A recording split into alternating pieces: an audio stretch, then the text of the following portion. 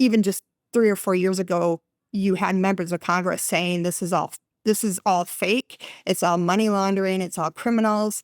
Maybe there's a few that still say that, but very few. And people are recognizing that this is legitimate market. These are important markets, and that we need to make sure we're not, pushing all of this activity offshore. Welcome to Bankless, where today we explore the frontier of commodities and the government agency, at least in the US, that regulates them. This is Ryan Sean Adams. I'm here with David Hoffman, and we're here to help you become more bankless. We have a CFTC Commissioner on the podcast today, and the reason David and I booked this episode is because we're sort of wondering, what is the status of the CFTC? Are they a friend or foe of crypto in the United States? There was this case that we saw, I think it was 2 weeks ago, David, which is a Uniswap versus CFTC settlement case. And we get into the details in today's episode, but it kind of raised our eyebrows. And the question is the CFTC emerging as a crypto ally, or are they going the way of the SEC and Gary Gensler? So we had Commissioner Mersinger on the podcast today, who actually dissented from the settlement action with the CFTC, and she gives the reason for that dissent and the broader context. We talked about Uniswap, we talked about leveraged tokens, we talked about prediction markets, all of the things that are adjacent to this important regulatory agency in the US and crypto. There's a lot of similarity between the CFTC and the SEC. I think our listeners are going to be more familiar with the SEC simply because it's been more of a player in our world with Gary Gensler. And then also the commissioner that we've had on the podcast before from the SEC has been Hester Peirce. And I think Commissioner Mersinger, I think, has a lot of similarities to Hester Peirce, like first principles driven, free markets, reduced government, very first principles oriented and kind of just like true to the purpose of these organizations, and also interested in coming on a crypto podcast, and frequently dissents with some of the enforcement actions from the overall organization.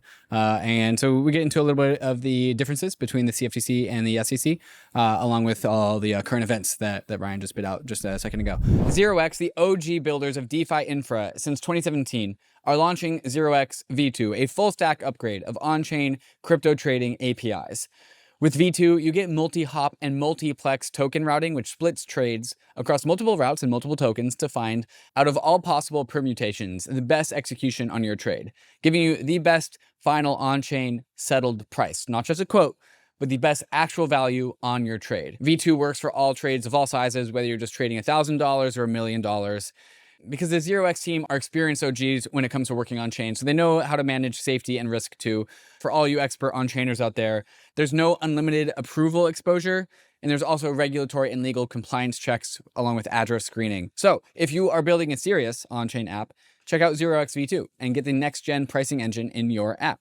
Check out the link in the show notes to getting started with 0x V2. So let's go ahead and get right into the episode with Commissioner Mersinger. But first, a moment to talk about some of these fantastic sponsors that make this show possible. Well, especially KRAKEN, our preferred place for crypto markets in 2024. If you do not have an account with KRAKEN, consider clicking the links in the show notes to getting started with KRAKEN today. If you want a crypto trading experience backed by world-class security and award-winning support teams, then head over to KRAKEN, one of the longest-standing and most secure crypto platforms in the world. KRAKEN is on a journey to build a more accessible, inclusive, and fair financial system, making it simple and secure for everyone, everywhere, to trade crypto. KRAKEN's intuitive trading tools are designed to grow with you, empowering you to make your first or your 100th trade in just a few clicks. And there's an award-winning client support team available 24/7 to help you along the way, along with a whole range of educational guides, articles, and videos. With products and features like KRAKEN Pro and KRAKEN NFT Marketplace and a seamless app to bring it all together, it's really the perfect place to get your complete crypto experience. So check out the simple, secure, and powerful way for everyone to trade crypto, whether you're a complete beginner or a seasoned pro. Go to kraken.com/bankless to see what crypto can be. Not investment advice. Crypto trading involves risk of loss.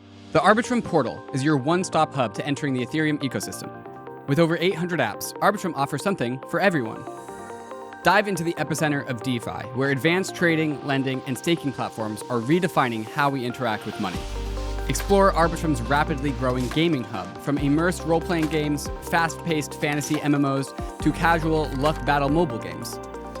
Move assets effortlessly between chains and access the ecosystem with ease via Arbitrum's expansive network of bridges and on-ramps. Step into Arbitrum's flourishing NFT and creator space, where artists, collectors, and social converge, and support your favorite streamers all on-chain. Find new and trending apps and learn how to earn rewards across the Arbitrum ecosystem with limited time campaigns from your favorite projects. Empower your future with Arbitrum. Visit portal.arbitrum.io to find out what's next on your Web3 journey. Have you ever felt that the tools for developing decentralized applications are too restrictive and fail to leverage advancements from traditional software programming? There's a wide range of expressive building blocks beyond conventional smart contracts and Solidity development. Don't waste your time building the basics from scratch, and don't limit the potential of your vision. Cartesi provides powerful and scalable solutions for developers that supercharge app development. With a Cartesi virtual machine, you can run a full Linux OS and access decades of rich code libraries and open source tooling for building in Web3. And with Cartesi's unique rollup framework, you'll get real-world scaling and computation. No more competing for block space. So, if you're a developer looking to push the boundaries of what's possible in Web3, Cartesi is now offering up to $50,000 in grants. Head over to Cartesi's grant application page to apply today. And if you're not a developer, those with staked CTSI can take part in the governance process and vote on whether or not a proposal should be funded. Make sure you're vote ready by staking your CTSI before the votes open. Bankless Nation, we are very excited to introduce you to Commissioner Summer Mersinger. She is a commissioner for the U.S. Commodities, Futures, and Trading Commission. That is known. I'll give you the acronym. That is the CFTC. That's probably what you've heard it as. She was nominated by President Biden and confirmed by the Senate in March 2022. And I would say regarding cryptocurrency, at least so far, Commissioner Mersinger has emerged as more on the advocate side. She's got a clear and balanced view on regulation and crypto and how these things intersect. We'll talk about one of her most recent dissents in the course of this episode. But Commissioner Mersinger, welcome to Bankless for the first time. Yeah, thanks for having me on. Well, it's great to have you. So it's been a while since we've had somebody from the CFTC on. I believe, David, if you might recall this. So I think we had Brian Quintenz on. That's that right. had to be like 2 or 3 years ago. A while ago. And then we had former chair, Chris Giancarlo, on the episode. Mm-hmm. He wrote a book actually about crypto, but we sort of talked to him post being at the CFTC. So it's great to hear from the CFTC again. And I think we should start here. Just by way of recap, can you tell us what the CFTC regulates in the U.S.? That's always a good place to start. I do have to give my standard disclaimer, which is the views I share today are my own and not necessarily those of the CFTC or my fellow commissioners. So kind of the basics of the CFTC. It's a mouthful to say the full name, but we regulate markets. So those markets span just it's crazy how far, when you think about it, everything, I would say, from cattle to crypto, literally. We have markets that are, determining the future price of live cattle. We have markets that are looking at, what will be the potential price of Bitcoin. And we really are just overseeing the market. So we're probably more product agnostic than maybe this SEC. So our markets are also, they have a lot of what we call self-regulatory functions as well. So the idea is let the markets operate. We kind of there to make sure it's a level playing field, make sure the rules allow for, fairness in the markets. But at the end of the day, we really just want these markets to show what the price of commodities will be in the future. And also where it's necessary, people can use our markets to hedge their costs. So that's the idea behind it. We really did start in the agricultural sector, wheat, corn, cattle, and we have come very far from there. But it's, and we have, markets now that are looking at everything from, kind of the interest rates to prediction markets. So we cover a lot of ground. So covering markets is a lot of ground. That's a very broad thing. How do you differentiate between what you guys regulate, what you guys cover, and what the SEC regulates? Because I think maybe somebody in the SEC is like, well, we also regulate markets. Where is that line? Where is the line between the CFTC and the SEC? So I'll probably answer this as is it a commodity or is it a security? Mm-hmm. And it's a simple question with a complicated answer. What I I try to simplify it to, everything that's bought and sold in commerce is a commodity. And it's a commodity until somebody calls it a security, essentially. So, we can deem something a commodity under our jurisdiction, except for onions and movie theater tickets, which is a long story. But everything that's get bought, sold, is a commodity. But if the SEC comes in and says, you know what, we think this fits our test and this is a security, then it becomes a security. So you can securities are commodities. So I think this is where it gets really complicated when people are saying, what's in your jurisdiction, what's in the SEC's jurisdiction.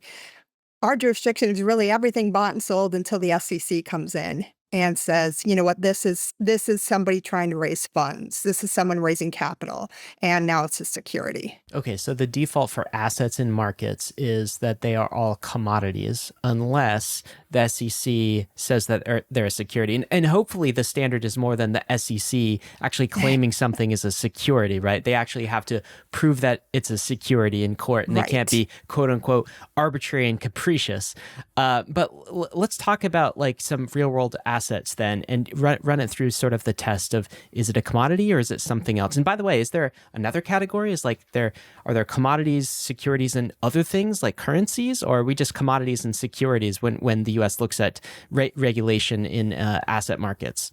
When you start to talk about currencies, that is somewhat of another category. Okay. When you talk about foreign currency exchanges, we call that Forex or, foreign exchange. And that has been regulated, more on the commodity side or a commodity futures side because it looks a lot like a futures product. Okay. And, we have other kind of categories like, baskets of swaps that become, a type of a security or under our jurisdiction as a swap. So it does get much more complicated than that. And certainly there are some tests that the SEC will hopefully use before they declare something as security. And then there are times where we may have an asset class that goes back and forth between a commodity and a security. And we have to do constant analysis between the two agencies of whose oversight is it. It can get pretty complicated, but when you look at it in the basics, and I often use cattle because I grew up on a cattle ranch, but cattle, they're not a security. They're a physical commodity. You're buying it. You're either buying it at the auction house or you're selling it at the auction house. Presumably, you're selling it for money and you're buying it for food.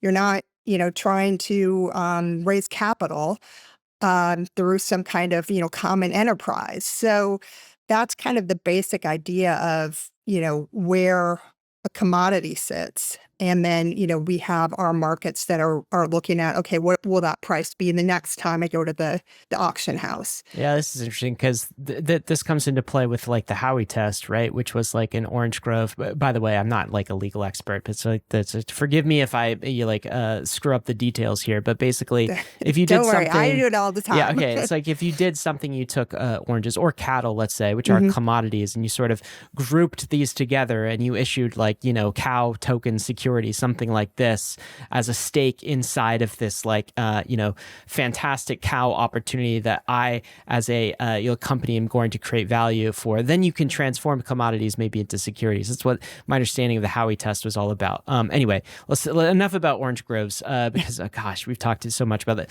We could run through a basic test. So in the real world, we have these things called like collectibles, like baseball cards are collectibles, or like Pokemon cards, maybe famously in front of Congress are collectibles in the real world.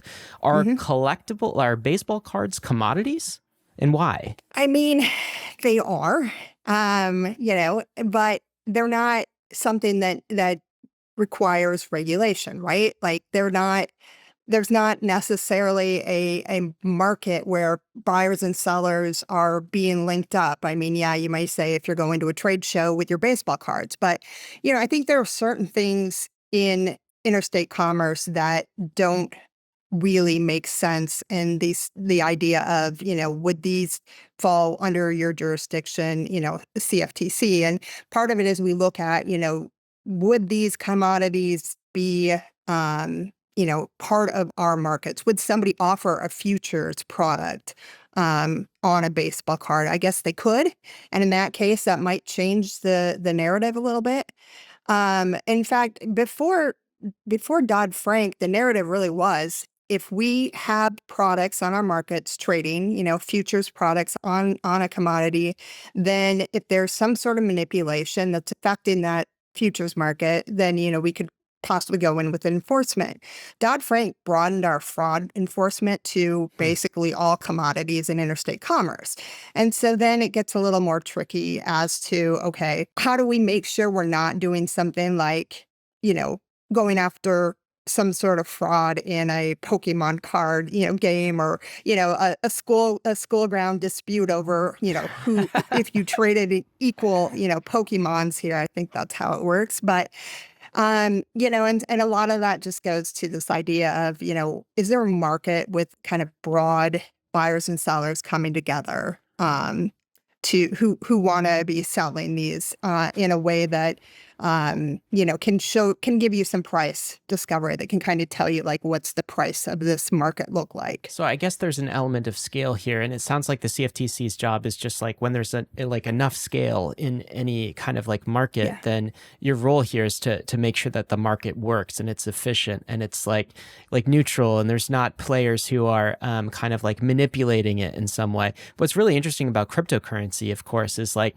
we can achieve scale for things that look a lot like collectibles or baseball cards very quickly. And you can even think of it a world of like gaming assets, and if you have some sort of massive multiplayer RPG and there's like a flaming sword item drop in some sort of game, and that gets represented as a digital token, as an NFT inside of some platform, and suddenly there's this massive, we could scale this to like hundreds of millions of dollars or even billions of dollars of market activity for virtual gaming items. Well, that's kind of a weird market that the CFTC has not sort of played in, because with baseball cards, you might scale this to like, trade shows or something like this, like private markets, garage sales, and the CFTC is not a big enough market to get involved. But maybe when we have gaming items and they're in the tens of billions of dollars, maybe the CFTC does need to take note when there's sufficient scale. Like, what's your take on this? So this is one of my favorite kind of, slippery slope arguments that I make a lot internally. This idea that like, if we keep going down this road of like, we want to just start calling more and more things under our jurisdiction and bringing enforcement cases, there will come a day where I am suddenly regulating my son's Roblox game and his like skin purchases, all the weird purchases that he makes inside that game. Right. And I'm like, I don't think that's what we want to be doing here. That doesn't seem like where we should be spending our regulatory oversight and time. So I think there is a little bit of that, like we've got to be smart about where we're going and where we want to focus. And honestly, sometimes it is this idea of there are other agencies able to look, to prevent fraud in these places where we really don't have a business regulating.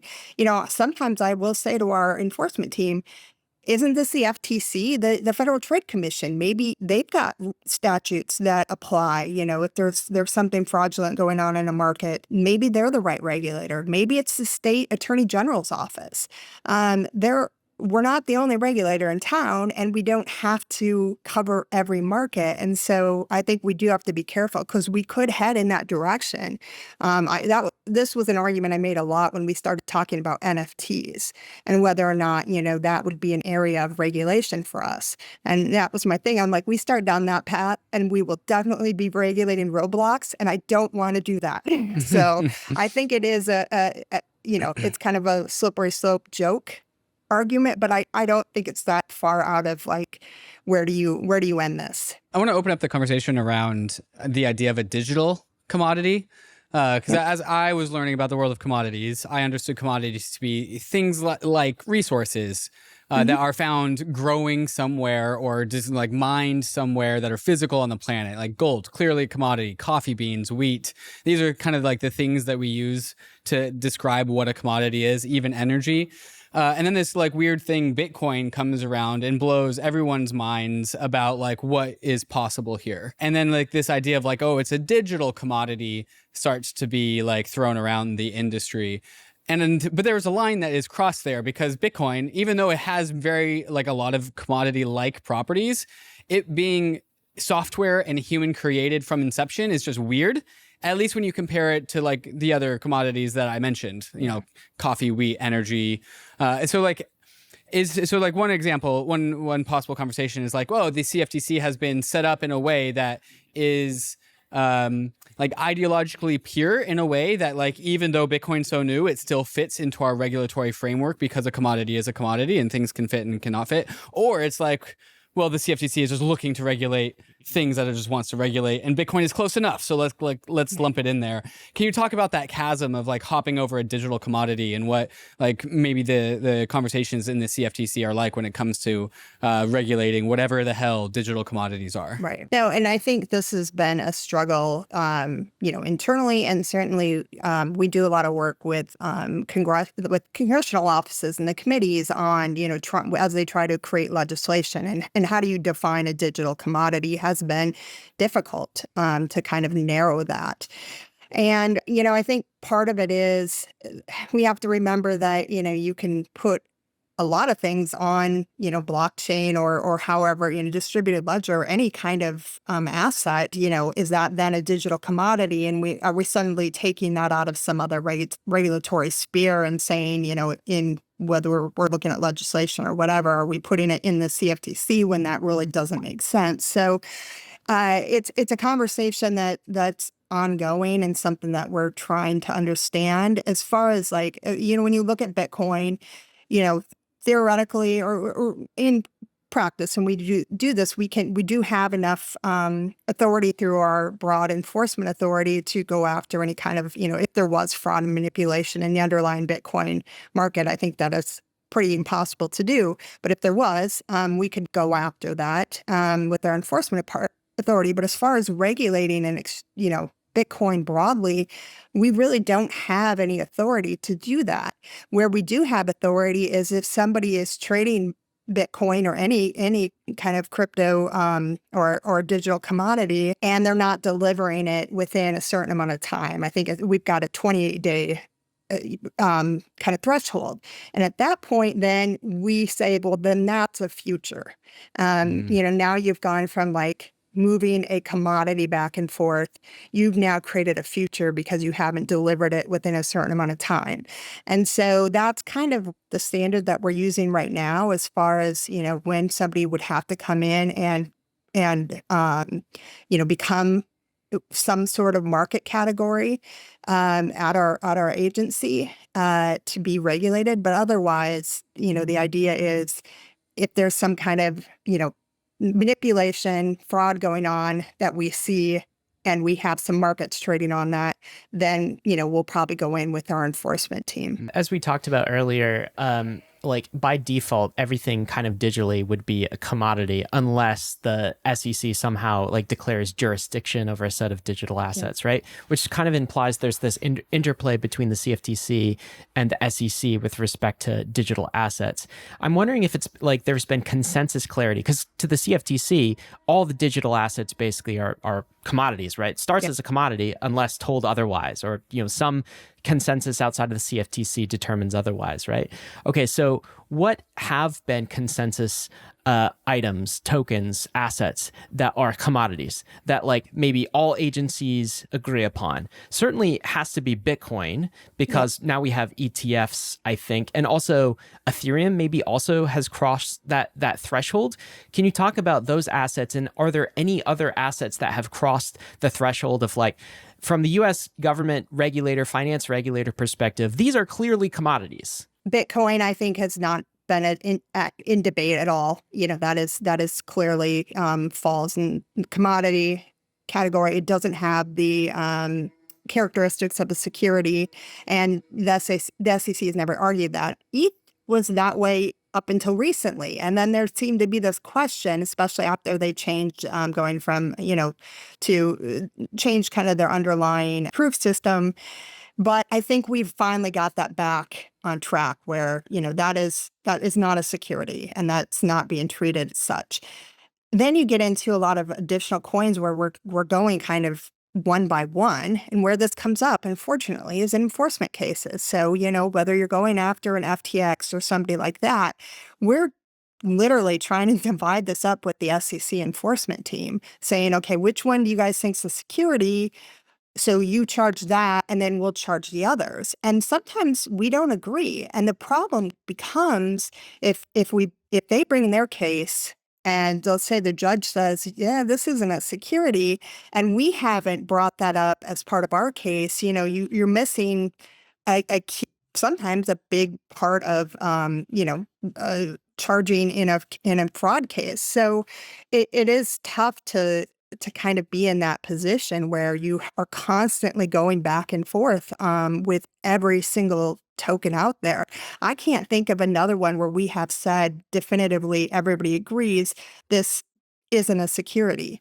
Maybe we feel that way, but I certainly don't think I've heard, the SEC say anything other than Bitcoin and Ether fall into that category. What's the solution to this? Is it legislation that just has clear definitions? Is that what we're lacking? Or is it impossible to have clear definitions for what's a commodity versus what's a security and thresholds? No, I think we can do it. As much as I hate saying that we should have more laws, that's not my kind of philosophy in government. Here's one place where we do need legislation. And it's not necessarily that they're going to give us this clarity up front in the written legislation, but giving us some kind of authority and almost a demand that the SEC and the CFTC work together to create a framework so it's very clear when you're bringing something to market or anything that's already on the market that there's a clear line that says, here's what meets the security and becomes a security, here's what does not. We kind of had to do that after Dodd-Frank, and we were able to figure it out. It's not fun to do joint rulemaking, but we can do it. And I think that's what needs to happen here is we need Congress to give us, the authority and then also direct us to sit down and do joint rulemaking so that we have a clear framework for these tokens. Is this kind of just how it goes with the SEC and the CFTC? I'm getting like the vibe of like there's this like ancient rivalry between the CFTC and the SEC, like the Army versus Navy, Duke versus Yale. And like, so first, like there's this new thing that has to be like contended with, and the CFTC and the SEC do their respective, sometimes incompatible rulemaking. You guys just like jostle it out for a little bit. And then finally, pretty late to the show, but eventually legislation passes and hopefully we get it right. And that's just kind of how this whole thing works. I think it depends on who's in leadership. I did work at the CFTC under Chairman Heath Tarbert, and he had a great relationship with Chairman Jay Clayton, and everything was very well coordinated and a lot of communication back and forth between the leadership, the chairman level. So I think it depends on who's in charge. Certainly, the narrative, I think, kind of creeps in. And the reason for that is really unusual. It's because of our committees of jurisdiction in Congress. So we are actually under the Senate and House Agriculture Committees.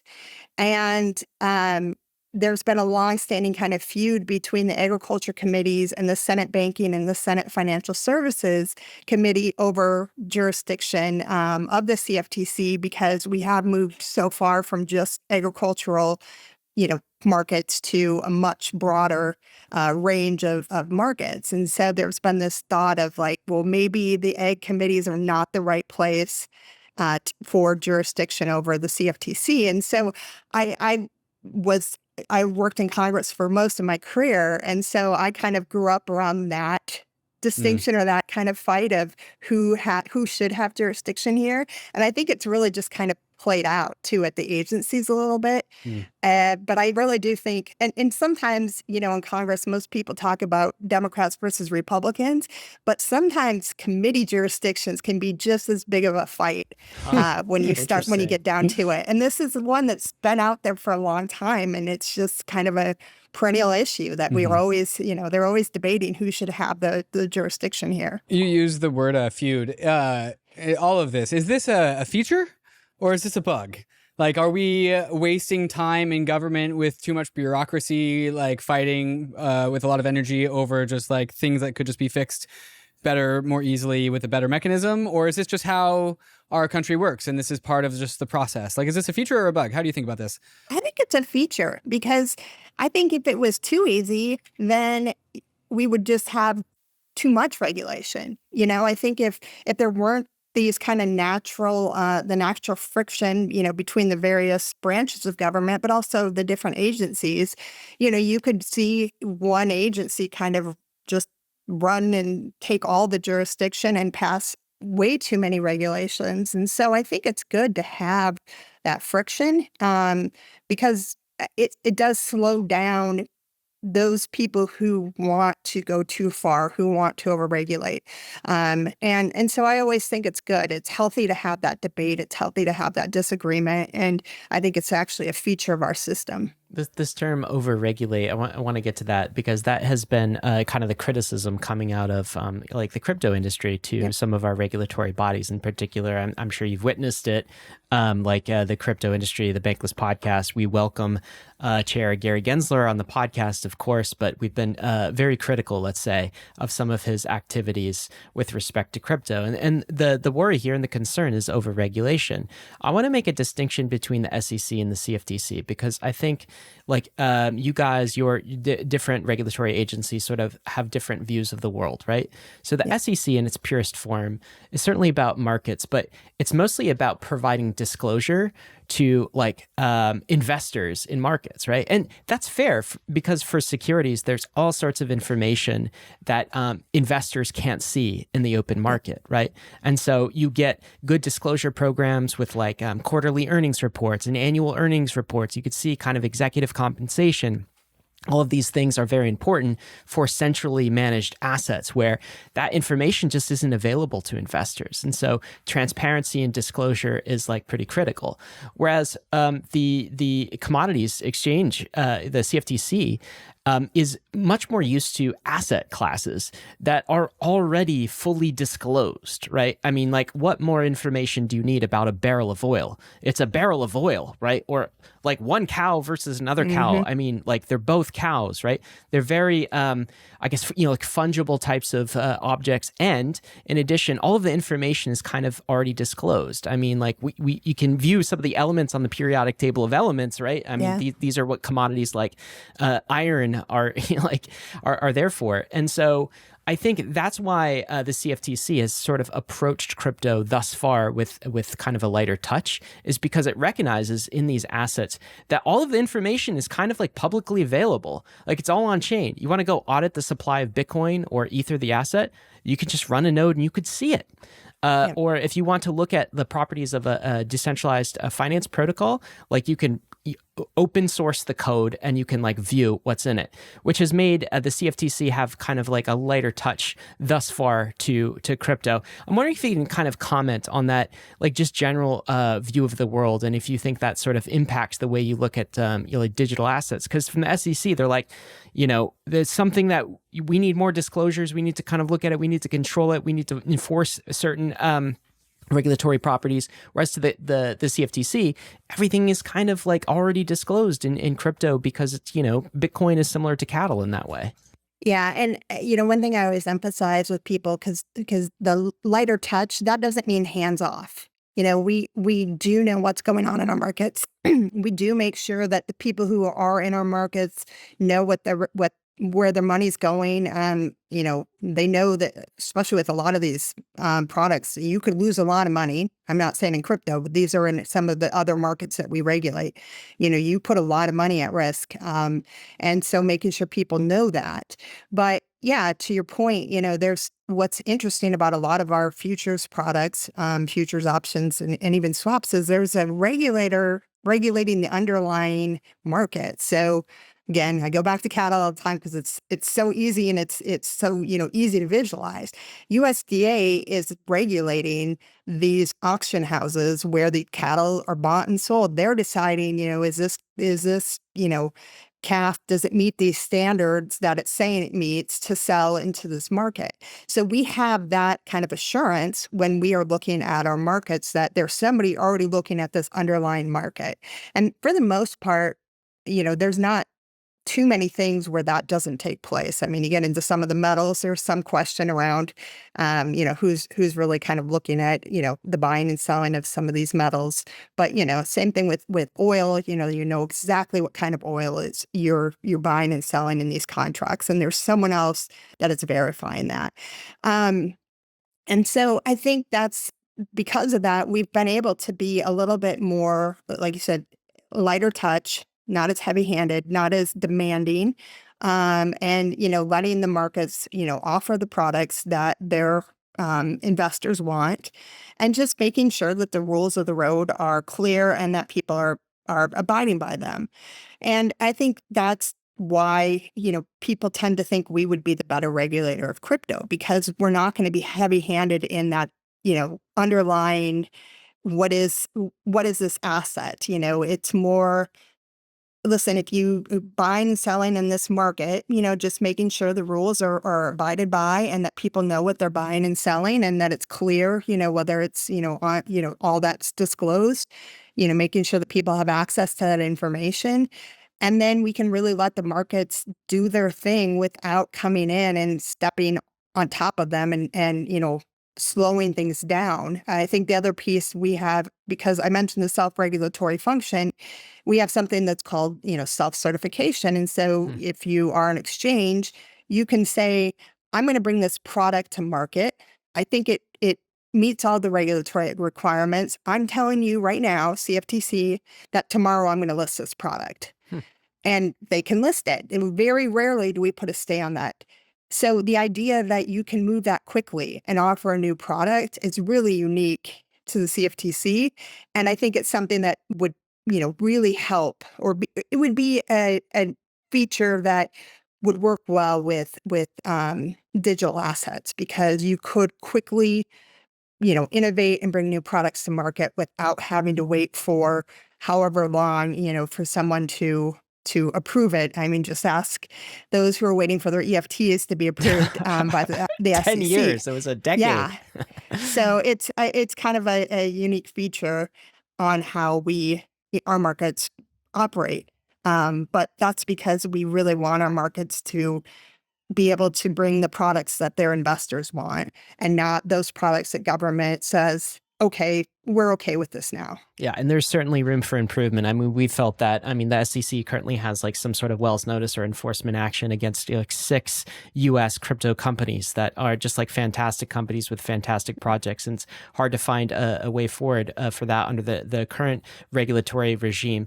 But and so you mentioned the CFTC may be a better home for some of these assets. You said better, but that doesn't necessarily mean perfect.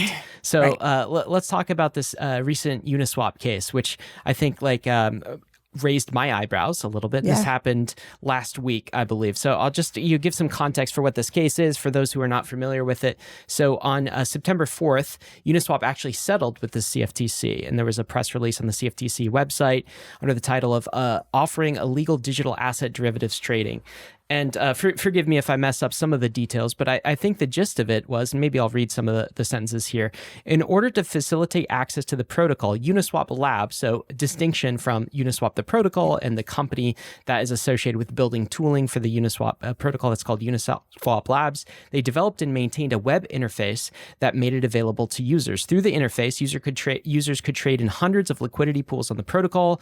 Among the digital assets traded on the protocol and through the interface were a limited number of leveraged tokens. So there were leveraged tokens on the Uniswap interface, which provided users leveraged exposure to digital assets such as Ether and Bitcoin. So Bankless listeners can imagine some sort of asset that's listed on the Uniswap interface that provides you to leveraged upside downside for something like Bitcoin or something like Ether, like a 2x Ether pair. So there's degens among the audience, and you want some additional leverage volatility, you could buy a token into that on the Uniswap interface.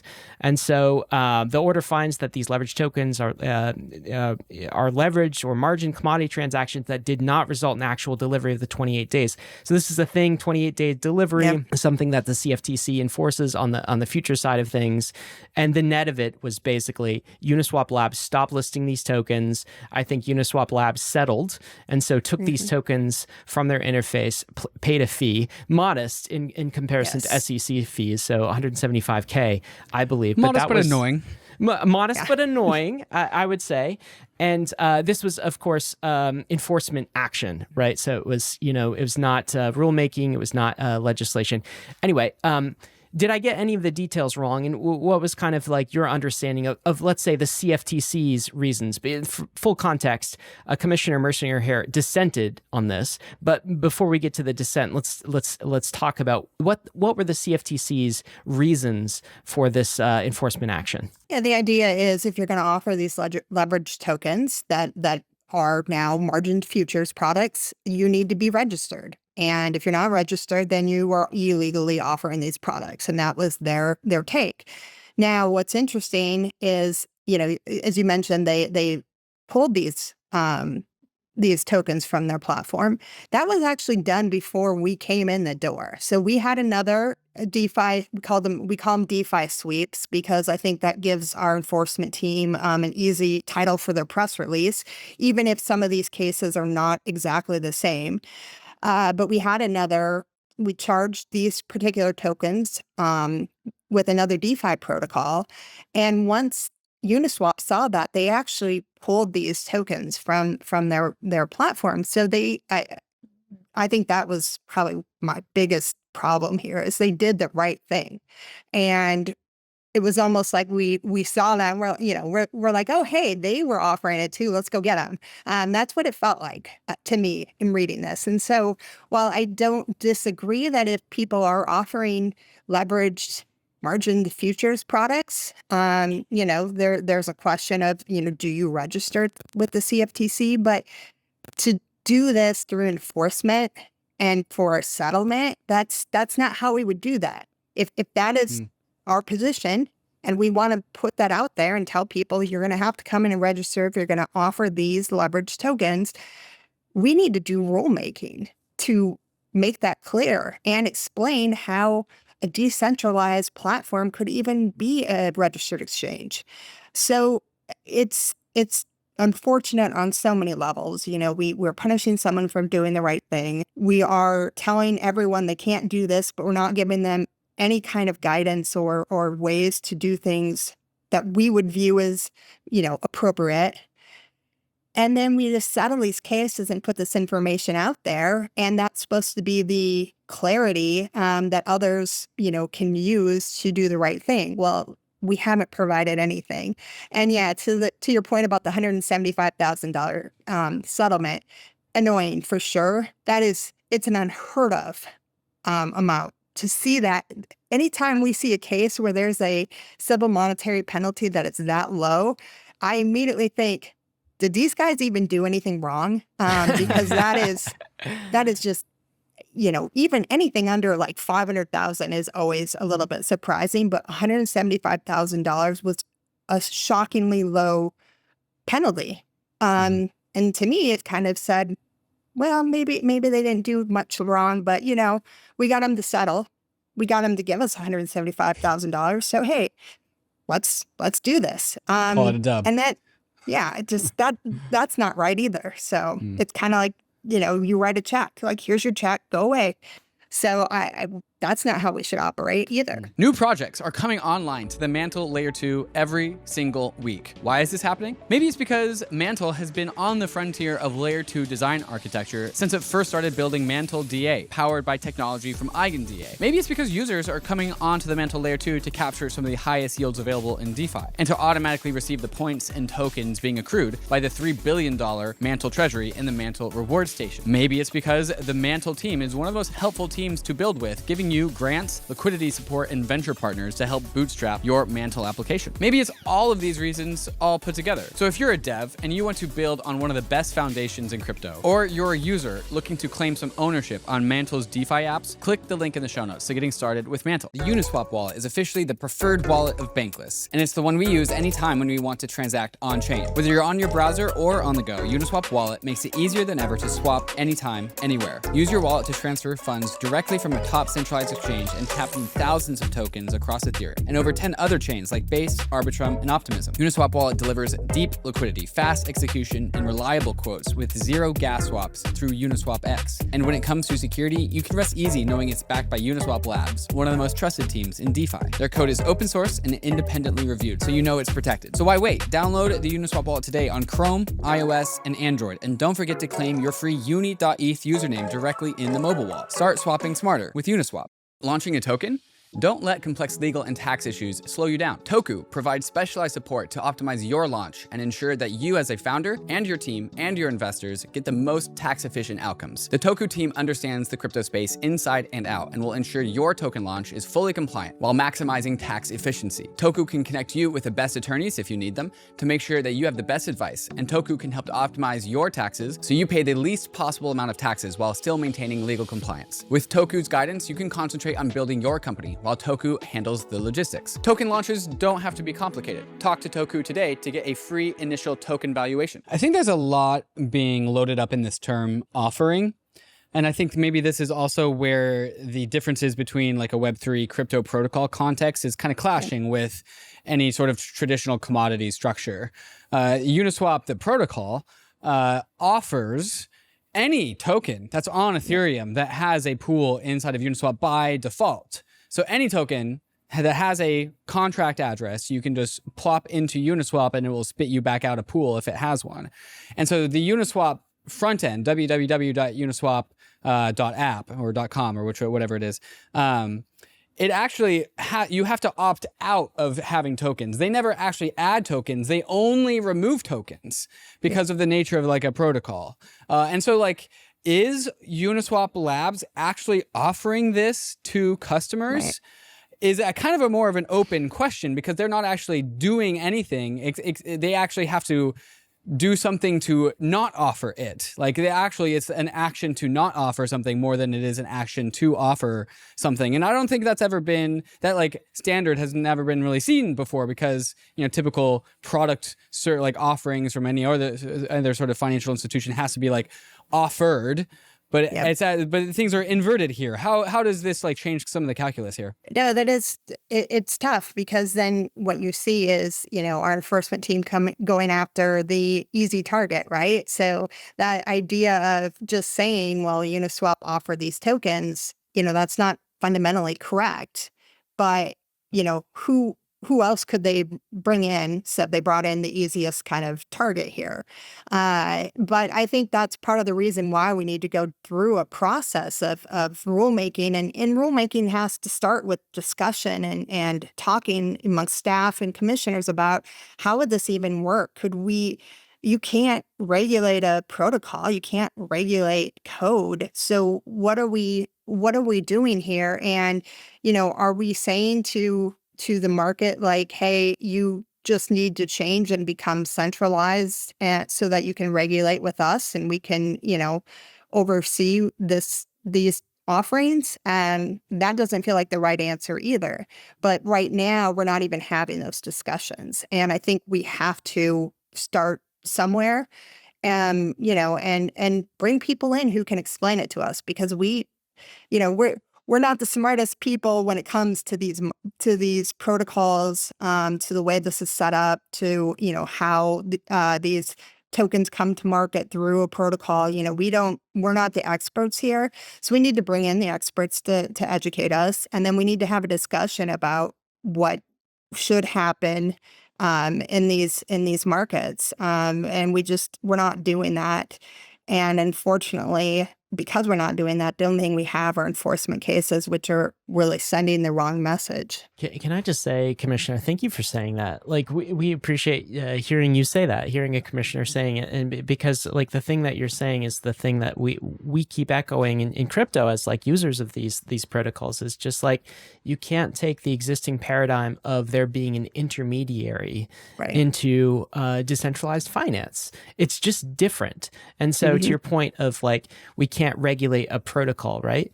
Like the question is, what is the CFTC or any regulator in the US actually trying to accomplish with its level of regulation? If you go back to kind of like the founding principles, which is like, for the SEC, it's like orderly and efficient markets, that kind of thing. For the CFTC, it's probably something similar. It's like you're trying to prevent like fraud and abuse of different market activity. And these, decentralized protocols kind of exist. And so like, what is the purpose of the regulation? Like asking that question. Yeah. I know you dissented with the Uniswap case, and we'll get into some more details there, but I want to ask kind of the fundamental question, because like the rule on the books is basically like, if you have some sort of a leveraged asset, like sort of a futures type of asset. So there's a token out there and it's doing 2x leverage on Bitcoin or Ether, or 5x leverage on Bitcoin or Ether. Well, there has to be a process for registration with the CFTC for this, right? And to your point, it's unclear what that process actually is, how it works. Like there's like no way to do it. So there's no solid path for that. And so in the absence of that, what it feels like the CFTC is doing, even in this case, is basically saying, well, if you're in the US, you don't have access to these products. Right. And so what's actually happening is the founders of decentralized derivatives futures protocols, they just can't operate in the United States. They can either do this in a centralized way, or they can like go to Europe or go to a different place and like spin up their interfaces there. And so what happens is basically, I mean, David and I have joked before that like sometimes it feels like in the US, at least with respect to crypto, we live in a financial prison because I go and I see a different set of assets. My European friends laugh at me. I was in Argentina, they laugh at us for like how restrictive like our own products are. Right. Because like they have access to these, 2x, 5x leverage Ether tokens, and like our interfaces don't. Like we can't access it unless we turn on a VPN and pretend we're from another country. Finance. Okay. So it's like, what are we actually trying to accomplish? Because the net of it feels like we are just excluding US citizens and US entrepreneurs and builders from actually building these products here. And like, this is the United States of America. Right. Like, why are we doing that sort of activity? So I'm glad you're asking the question of why, but like even this is it the case that American citizens shouldn't have access to these leveraged tokens, or like what is the purpose of the CFTC sort of registration of these things in the first place? Yeah, I mean, I think the idea is, playing kind of devil's advocate here. It's this idea of, if you are handling other people's money, that comes with some responsibilities. And that's always been how we've looked at it, at least in financial services broadly. But I think this is a little bit different here. And we maybe need to take a little bit different view of, why are people in these markets? What are they trying to accomplish? And, why does traditional regulation maybe not fit here? And, I think part of the discussion should be, do we want to regulate this space? Is there something where we could say, okay, if you are clearly decentralized and you meet all this criteria for you to say completely decentralized, nobody's controlling this, everybody who's, on these platforms trading in these assets, they are 100% in a decentralized, kind of environment, maybe that is an area where we don't need regulation. I don't know, but we've never had that conversation to know. And so it tends to be that we just jump to a conclusion and say, we're going to do this, we're going to regulate without understanding, what we are regulating or why. To your point, we should be focusing on what the outcome is. What do we want to accomplish here? And all we're doing right now is driving this offshore. I think it's naive if we believe that people aren't accessing these markets. If, American citizens aren't accessing it, I think people know how to get to them if they really want to. And to me, there's danger in US dollars going offshore constantly. And I think that's another thing we have to be mindful of is if we run everything out of the country and regulation says you can't operate here and it goes offshore, but people want to be in these markets, that creates a whole new set of problems for us. So I think it's a matter of like sitting down and understanding what we want to accomplish, what we want to see, and understanding the underlying technology and kind of the motivations of DeFi and, the protocols that they put in place in the markets that are, operating on decentralized finance. And we just haven't done that. Yeah. And I think that the conversation on the crypto side can sound like to regulators in the US, like crypto doesn't want any regulation, like stay out of our zone and stay out of our business. And I don't think that's the case. Like what we want is a regulation that makes sense. And we actually think that decentralized protocols can be like a regulator's best friend. Like if we figure this out, you guys might start to prefer DeFi assets versus traditional assets. Why? Because you can audit it all on chain. So think of the CFTC sort of regulating a crypto market and these leveraged tokens by like you're analyzing the code and creating a dashboard of which assets are actually backed by what collateral sources and how they're backed, and provide us sort of like an index of safety for these various assets. And if it meets the threshold, then it's, CFTC approved, and you can audit it on chain. And there's a CFTC .gov/ DeFi dashboard. And you could these assets give you unprecedented access to transparency as regulators, and I think there are ways to marshal that and move that forward. Let's get back to the Uniswap case really quick, because I'm getting into futures there, and you'd have to hire some smart programmers in order to set that up, and that might be a few years down the road. Okay, so what do you think should have been done in the Uniswap case, like specifically, and versus what was actually done with this enforcement action? We should have recognized that they did what we wanted them to do, which whether or not that was what they had to do by removing those tokens, but they did proactively. So when we went in, when our enforcement team went in to talk to them and they said, hey, we've removed those tokens. They're no longer, on the protocol. We should have said, okay, thank you. Thank you for doing that, and walked out the door. We had no business continuing down this line and getting it to a point where we had to settle with them. I say that sometimes to our enforcement team. It's okay to say, you know what, you did follow the law. Thank you. Sometimes I feel like we go in there and it's like, well, we've already started something, so we can't back out. And it's also okay if you look at something and you say, well, you were doing something wrong, but you corrected it and you did, you mitigated the problem.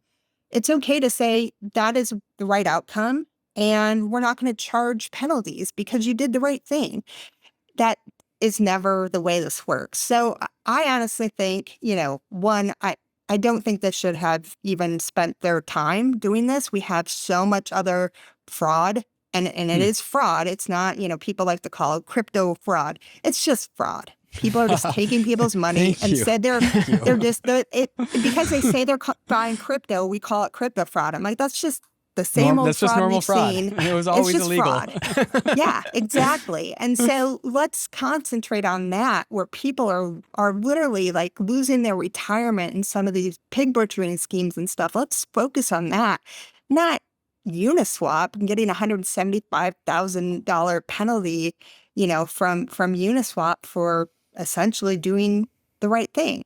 So I just think sometimes we get caught up in these what's going to get us headlines. And that doesn't seem to be, it's just a waste of our resources when we have plenty of other fraud to go after.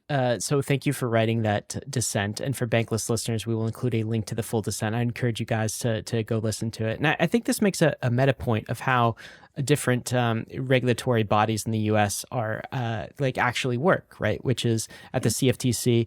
Are there 5 commissioners at the CFTC in the same way there are with the SEC? Yeah, 5 commissioners? Yeah. Yep. And there is the ability to dissent.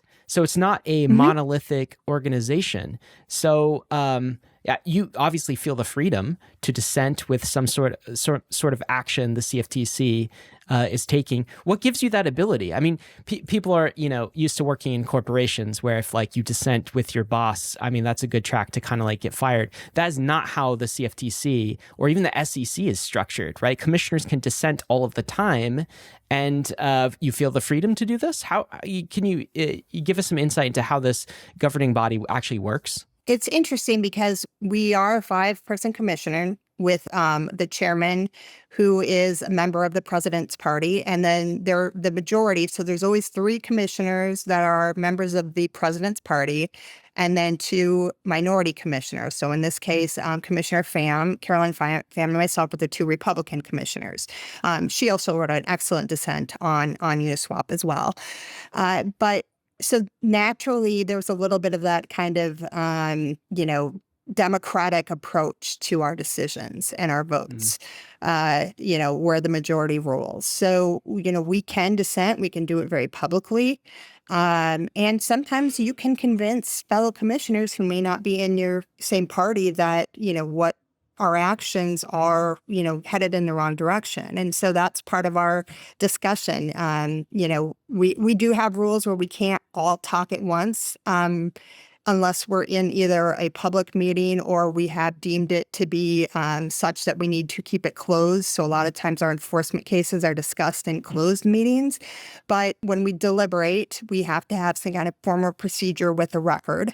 But individually, we can have discussions and talk about, here's my problem with this case, or if it's rulemaking, here's where I need to see changes. So it is a pretty democratic process. Now, I will say with enforcement, it's tough because by the time it comes to us for a vote, it is far down the line. So, Uniswap's a great example. That came to us with the papers all signed. Uniswap signed the papers. We've signed the papers. We're just voting on whether or not to file those papers at that point. So we don't have as much kind of control when it comes to enforcement. And that's where you'll see more dissents is on the enforcement side, because we really can't change the course once it gets to us, which is unfortunate. Well, how does the machine decide the CFTC machine decide what to enforce? Like if it's not kind of like the commissioners via vote? A lot of times that is set kind of the agenda. I don't want to say agenda because enforcement is not an agenda, but it's an outcome of who's in control, the kind of position of the chair. And usually each chairman will bring in their own head of the enforcement division. And that really, you see the types of cases and kind of the approach a lot of times based on, that interaction and that individual. So, a few years back, we had a lot of cases around the spoofing activity, putting in false orders and pulling them once the markets reacted. And that was really an initiative of the current chairman at the time and his enforcement director. So it is a bit of a, it comes from the top as far as here's what we want to do.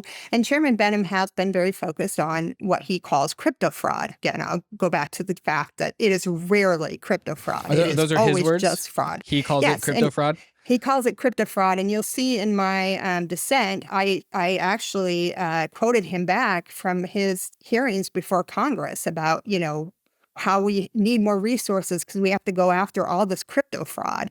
Again, I still quit. I don't think those numbers are real, but my point was, then why are we going after Uniswap if we have such, limited resources? Why are we spending our time here when we have all this other fraud to go after? So he has been very focused on trying to be tough in, crypto broadly, and kind of all that comes with it. So I think that's why, you've seen these DeFi cases lately. Commissioner Mersinger, there's a growing elephant in the room, I think, between our crypto industry and the CFTC, which is the growing significance of prediction markets. Yes. Or what, I don't know if you guys call them prediction markets or if there's a different technical term that you guys have. Binary options, but prediction markets is so much more like just user-friendly, self-explanatory, right? Binary options. What does that mean? Yeah. Excuse me, binary options markets. I'll hold my pinky up as I say that. We think that prediction markets are one of the coolest things to come out of the crypto industry. And I think I can speak on behalf of the industry here. probably like a top 10 use case that I think we've ever created. I think generally the industry, by and large, is wholly excited about the potential here. And there's a lot of people like going back and forth on like how this can impact culture, impacts society that uses a robust set of prediction markets. I'm wondering, maybe you can speak from the perspective of the CFTC. When the CFTC looks at prediction markets, what does the CFTC see? So, and cut me off if I get too long-winded here, because this is an area that I get excited about, because it's where legislation really hits regulation. And cool. so because I had the career in legislation, you know, and interpreting what Congress wrote is, I'm like, I'm not good at everything, but I'm pretty good at looking at a statute and saying, I think I know what Congress meant here. And this is the struggle we're having, where, you know, Congress put a provision in Dodd-Frank. We've always had binary options, and we've always had kind of these forecasting contracts, mostly around weather and stuff. But Congress put in a provision in Dodd-Frank that gave us a little more jurisdiction on limiting the types of these contracts that may come to market. And they listed out, you know, it's like assassination, war, terrorism, anything against state law and federal law, gaming. These are, and anything that we decide is contrary to the public interest. And so we were given a pretty clear, actually, I think pretty clear statutory authority of how to handle this. The agency historically has not liked election prediction markets. Some of that comes from Congress, actually. Congress hasn't historically liked it. In fact, you know, that's part of the reason we had were given more jurisdiction over this area. But I also think Congress didn't say to us, you should ban election markets. That they could have put that in the statute. They did not. So what we have done is we have decided that they're somehow gaming, and they fall into this gaming category that's in the statute. It gives us a lot of flexibility to say, you know, this could be gaming. You're playing a game. So and by the way, when you like say that. Gaming, you're talking more like gambling, casinos, that sort of thing. Sports That's what you mean by gambling, gaming. We're not Right. talking about like, you know, video games here. Right. Exactly. The traditional gambling, you know, things that, and I think the reason Congress did that is because they didn't want, you know, kind of futures markets on, you know, what would be sports, you know, gaming, you know, gambling, you know, sports betting. At that time, it was against federal law to, you know, that's part of the reason why. But we've used that and tried to wrap in election contracts, and it has created this, what I have called many times, kind of this quagmire of chaos within the agency, where we are in these court cases now. We have a rulemaking that we literally just, our approach in the rulemaking, a federal judge just said that we can't use that approach. And we have made it very difficult for these markets, even somebody who is a registered market, to offer these products in the United States. And again, we are pushing things offshore and saying that, hey, you know, U.S. people can't, you know, be on these platforms. So we've just created this situation where I don't know how we get out of it. I don't know how we get back to a place where we recognize, like, you know, if you're a registered market under the CFTC and you are offering these products, we've got the right regulatory regime in place. We can make sure that those markets are operating as they should, and that, you know, they're not subject to fraud and manipulation. There's no insider trading, those sorts of things. Then let's do that. Let's not kind of try to make the statute say something it doesn't, or use it in a way that's most convenient for us just to say no. And that's where we are with these markets right now. And it's messy. And I think we have not recognized their use case that I think a lot of people are now understanding, why, especially around elections, why these markets are so popular, because they do actually provide a pretty good prediction model that traditional polling has maybe not been able to do within the last 10 years. So just at the end of the day, the agency has not loved election contracts, and that has created a real problem for prediction markets broadly. One of the reasons why I called this the elephant in the room is because I actually think this issue around prediction markets is going to only get larger. And it's actually not just because I think prediction markets are going to grow in popularity, which I think that they do. Just to put some numbers on it, the top 2 prediction markets on Polymarket. Number 1, the presidential election winner of 2024 is at $923 million of volume, just that one election, almost $1 billion. And then the second one has 206 million. So the top 2 come into $1.1 billion. And those are just the top 2. But if you live in the US, you can't use them. But if you, by the way, yeah. you should specify. But these are like kind of the blue chips of like prediction markets. These are just the big ones. And one thing that we recently saw with the most recent presidential debate is like these long tail markets of people gambling on whether or not like Donald Trump is going to say a specific word or a specific phrase. And this turned into like this kind of viral, even though there wasn't that much volume on them, there was still like a pretty good, there's over $1 million. And people were like, you know, this was a phenomenon. People were making content about this. And that also just happens to be about politics because that's where a lot of the volume is on Polymarket. But also just we're seeing some deals in the venture space on what I kind of would call like long tail prediction market like things that's not about politics. It's actually more about events happening in like video game streamers streams. Like, will this streamer win or lose on this one thing? And these are micro markets that are markets. And like you said at the introduction to this podcast, what does the CFTC do? The CFTC regulates markets. And so I remember talking to Ryan 2 or 3 years ago as Gary Gensler was stepping into his role as the SEC. And I wrote an article called DDoSing the SEC, which is how crypto is going to make so many tokens and so many NFTs that is inherently like unregulatable, ungovernable by the SEC because of just the sheer quantity of them. And then Ryan like put on the Steelman argument, and he's like, well, what if, David, Gary Gensler doesn't blink and he says, yes, we do want to regulate all of those. Every single one of those things is actually like under the domain of the SEC.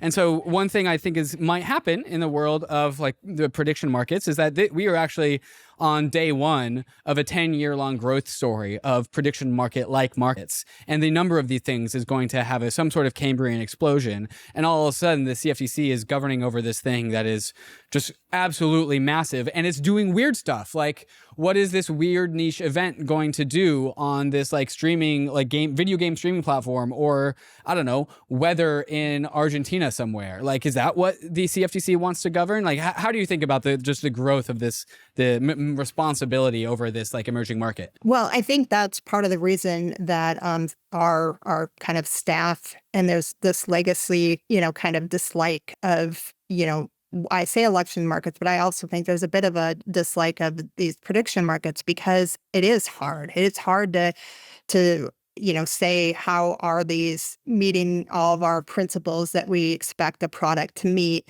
When you start talking about insider trading, there's a lot of these where it's like, how would you even know if somebody had inside information into one of these events and it's trading on it? It's really difficult to do that. And so our rules are not necessarily fit for purpose here. And this is another thing that we've been dealing with is this idea of, okay, we have this statute, the markets are growing exponentially. And even if we brought everybody in and they were all able to register, and this is an area where we actually do have kind of the framework to register, how do we police these markets? How do we make sure that, people aren't manipulating them?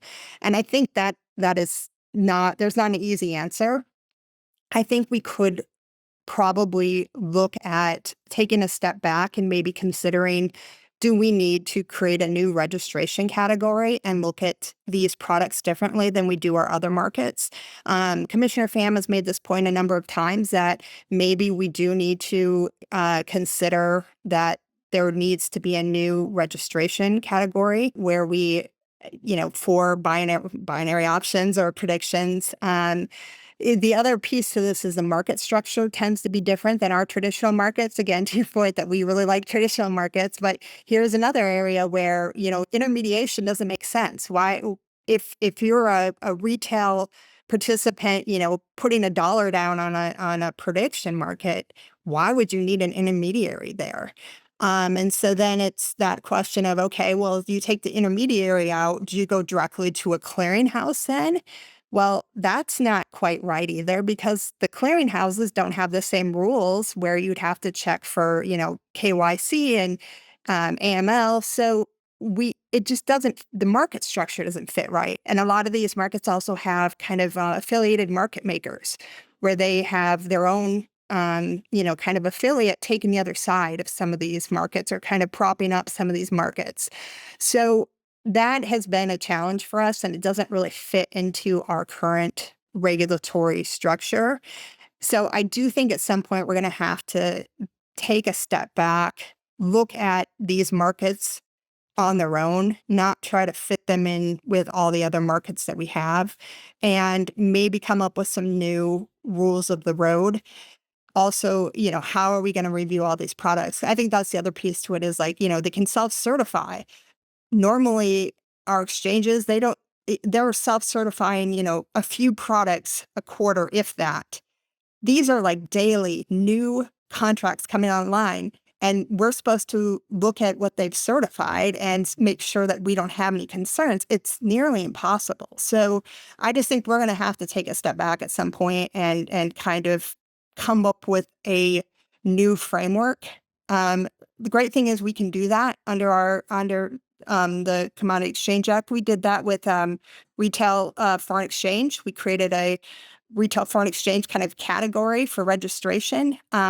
So we can do that under our current statute. And it's something I think we're going to have to do because, to your point, like we can't keep track of all of this. We can't regulate all of this the way we regulate everything else. And there's probably going to be some things that we don't need to regulate. We don't need to regulate prediction markets on, a gamer streaming, whatever games are streaming. I could ask my son, he would tell me exactly what's being streamed right now. But, that's not how we should be using our regulatory capacity either. Yeah, I mean, that makes sense from our perspective. I think that kind of like when we recognize that a lot of this activity is happening outside of the US, that definitely represents a failure mode in our legislation and our regulatory process. And the fact that it's so interesting to me is like the example of polymarket. I know that the current case is like CFTC versus Kalashi, which is like not a crypto organization, but still prediction markets in general. But when you see a polymarket on CNN, as an information source, like what's going to happen in the next presidential debate, who's going to win, and you see CNN anchors referring to polymarket. You see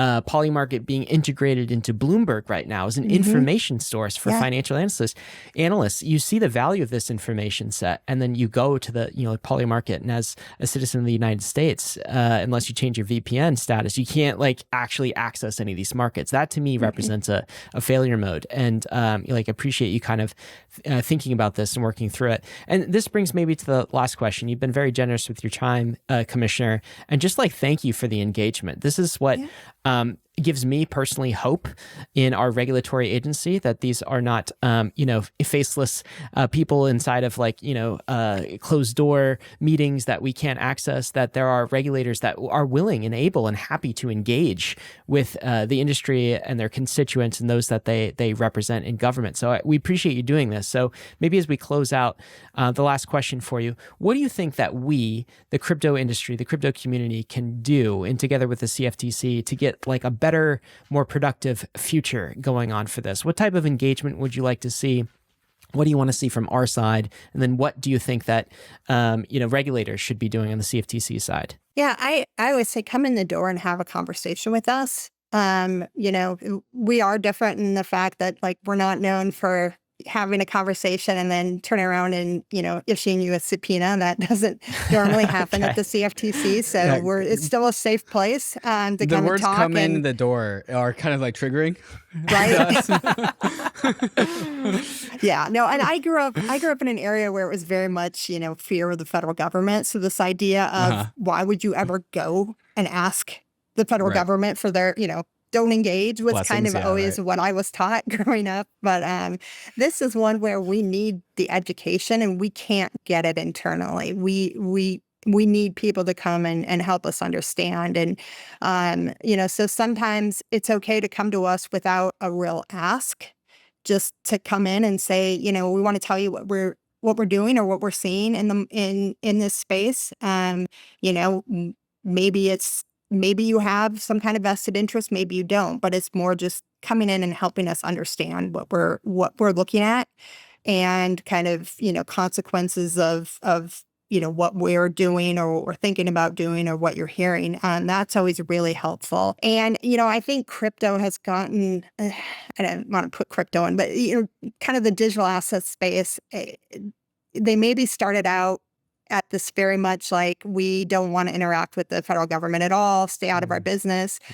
I think having that narrative change a little bit to, what, we're better off if we go in and educate them. And we're better off if we go in and explain what we're doing, why it's important. That's really changed a lot of the narrative. I've seen that over the years in Congress for sure. Cool. I think before everyone was afraid to talk to their elected officials. And now there's, almost a united voice. And it's changing the tide on the Hill. I mean, even just 3 or 4 years ago, you had members of Congress saying this is all fake. It's all money laundering. It's all criminals.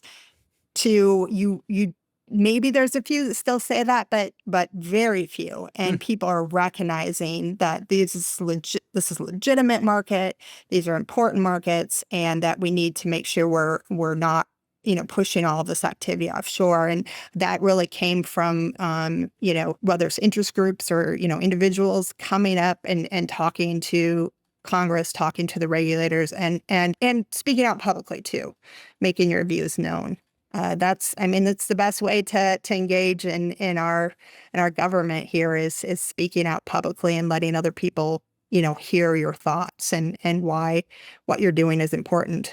Yeah, I think that's absolutely right. And I'm reminded of that old quote, just because you're not interested in politics doesn't mean politics is not interested in you. And I think the crypto industry has learned that recently. And that is what we need to do, is continue the engagement, continue the conversation. So thank you for coming on Bankless, Commissioner, and continuing that conversation with us here today. It's been great. Yeah, thanks for having me.